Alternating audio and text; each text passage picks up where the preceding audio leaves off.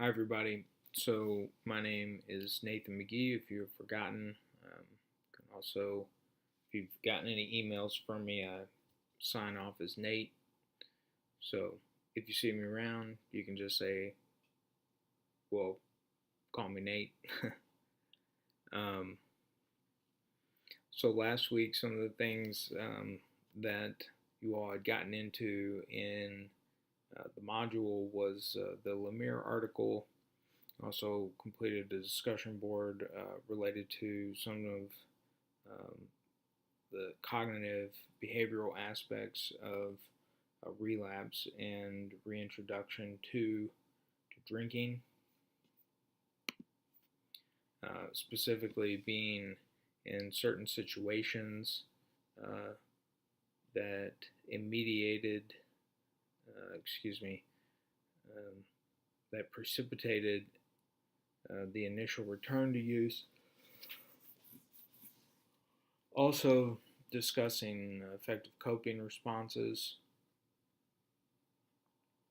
um, and self-efficacy. I think they refer to it as, both self-efficacy and confidence to handle specific situations.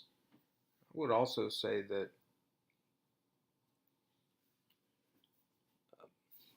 certain people as well.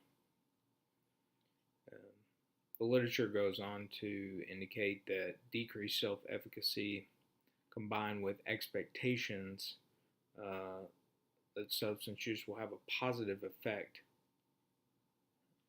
also can result in lapses and potentially relapses that may last longer.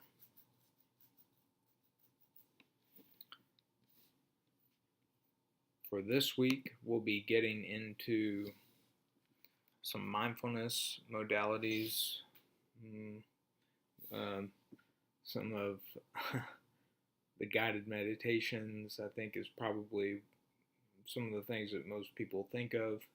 Um, some of the other maybe body-based interventions would be yoga, uh, mindfulness-oriented recovery enhancement, which we'll get into a good deal this week, could also be referred to as a mind-body intervention.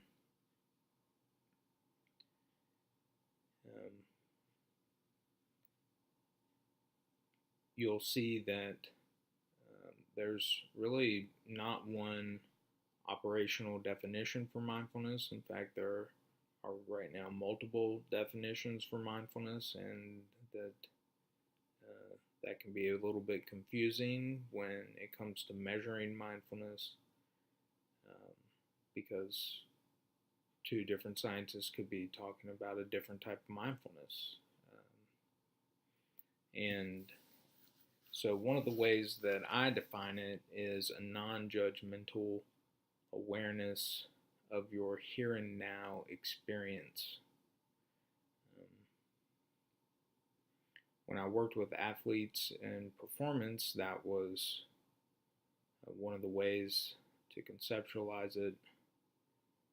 Uh, there might have also been some acceptance thrown into the definition that I was using back then. And so you can see the confusion with mindfulness and its definition.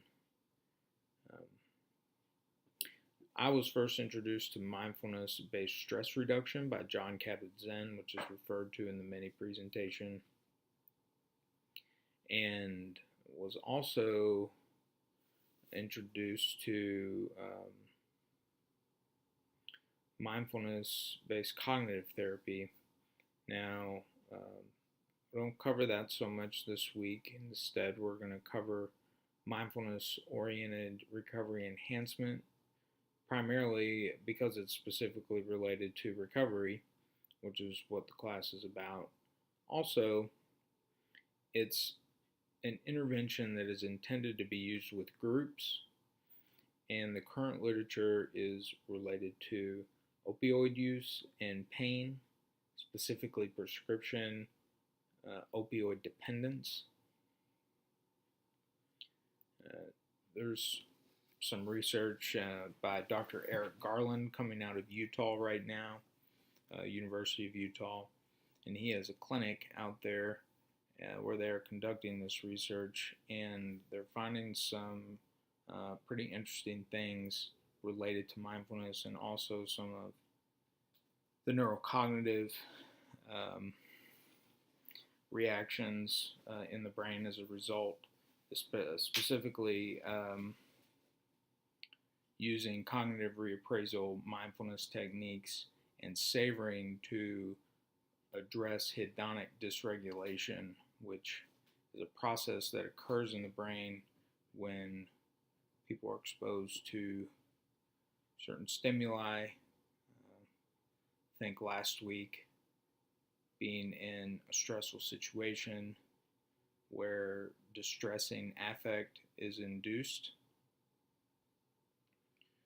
A person might also feel keyed up or anxious, any type of emotion that is experienced both emotionally and physically that is viewed as distressing would be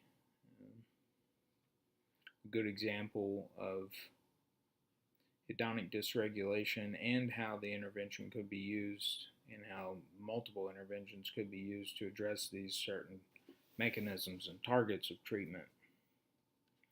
So your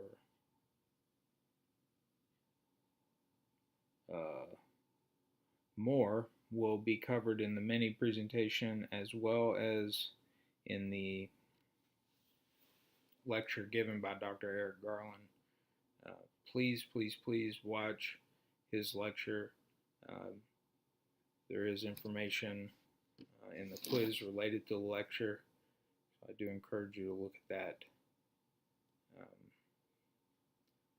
And then you also see some shorter videos where mindfulness interventions are being used.